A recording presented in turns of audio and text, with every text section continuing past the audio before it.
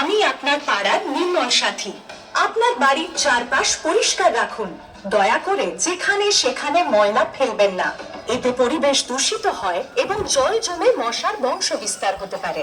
ফলে মশা বাহিত রোগের বৃদ্ধি হওয়ারও সম্ভাবনা থাকে। আমাদের সঙ্গে রয়েছেন নির্মল বন্ধুরা, যারা বাড়ি বাড়ি গিয়ে ভেজা ও শুকনো ময়লা সংগ্রহ করেন।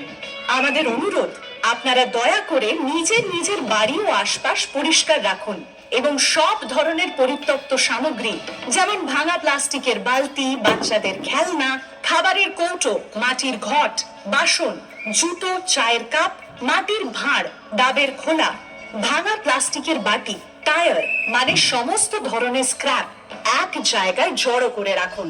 আমাদের নির্মল বন্ধুরা আগামী সপ্তাহে আপনার বাড়ি থেকে স্ক্র্যাপ সংগ্রহ করবেন। আসুন সবাই প্রতিজ্ঞাবদ্ধ হয়ে নির্মল রোগমুক্ত বাংলা গড়ে তুলি।